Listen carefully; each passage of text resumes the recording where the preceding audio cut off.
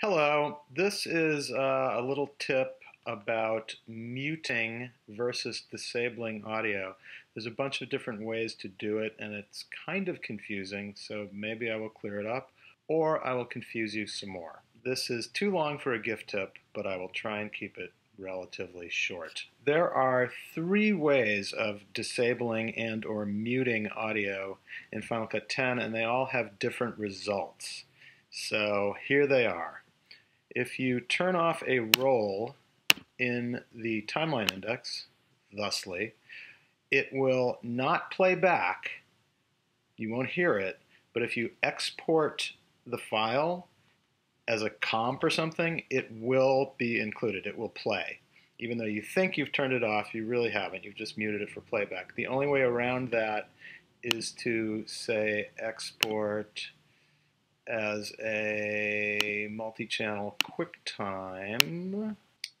This is the way you would do it. So maybe you just want dialogue, effects, ambience, but you don't want Bob. So you just do that, and there you go. Or you can include Bob, and you get the whole thing. So that's disabling a roll in the timeline index. That's all it does. It just mutes it for playback.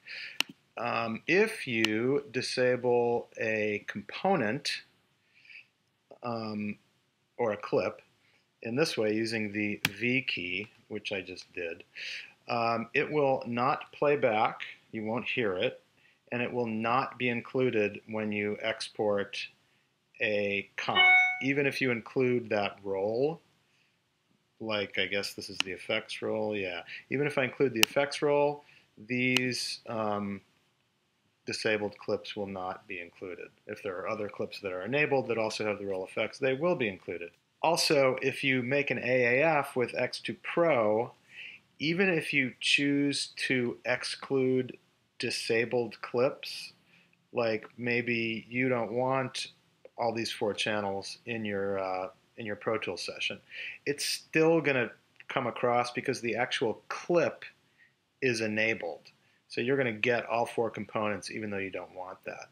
The third way to disable things, and this is really disabling them, those are just kind of muting, even though they call it disabling them, is to go up here into the inspector and select the clips that you want to do this to, and actually turn that off.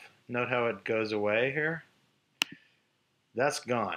That's not going to show up in an export. It's not going to show up in an AAF.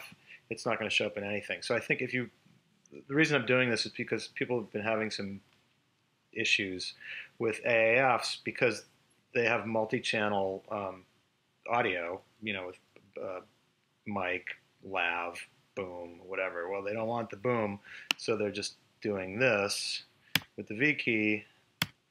That is actually still disabled with the V key, and it's still included in the AAF. Well, the reason is because it's not really disabled. One must go into here and actually disable it. Does that make sense? I don't know. I'll write it down too, but that's my really long quick tip.